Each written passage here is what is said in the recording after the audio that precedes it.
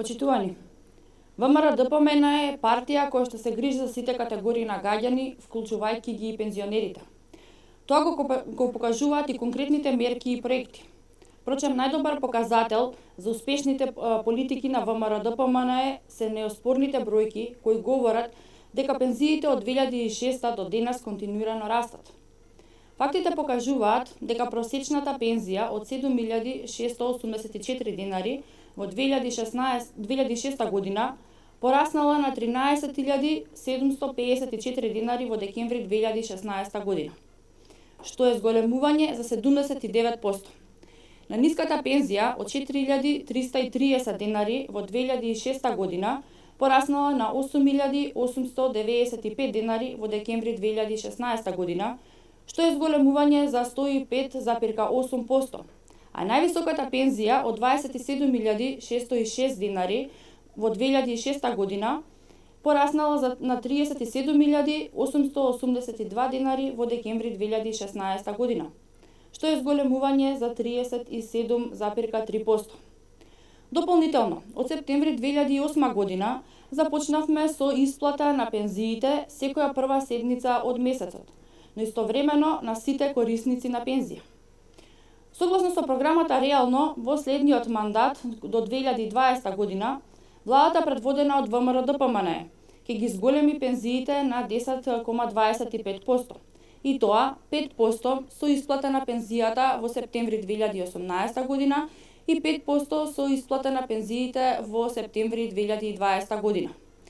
ВМРО-ДПМН покажа дека тоа што го ветува и го реализира. За разлика од времето на СДСМ, кога пензиите не се исплаќаа редовно, а беа и намалени за 8%, денес пензионерите знаат дека може да сметаат дека ВМРО-ДПМН, како партија која доби најголема поддршка на изборите, ќе продолжи да спроведува покачување на пензиите, да спроведува мерки и проекти во нивен интерес. За истакнување е и проектот Банско-климатска рекреација на пензионери, кој успешно се спроведува во изминатите години. Ова е проект кој го почнавме во 2010 година и заклучно со 2016 година проектот го искористија на 36.700 корисници на пензија. Услугата за банско-климатска рекреација ќе може да се користи еднаш во периодот од втората половина на март до ноември месец секоја година во траење од 7 дена и ќе опфаќа 6 полни пансиони, тоа значи ноќевање со 3 оброка дневно, банјска терапија, еден задолжителен здравствен преглед, трошоци за превоз во висина на повратна автобуска карта од местото на живење на корисникот до установата во која што ќе се користи услугата на банско-климатската рекреација.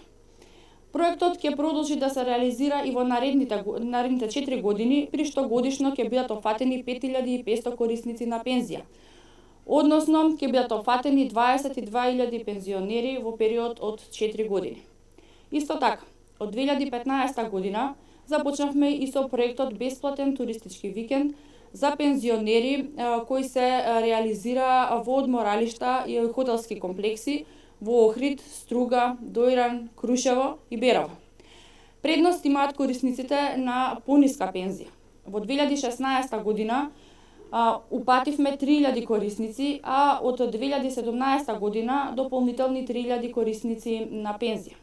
Проектот ќе продолжи да се користи во 2018, 2019 и 2020 година, а услугата ќе може да ја користат до 4.000 корисници на пензија годишно.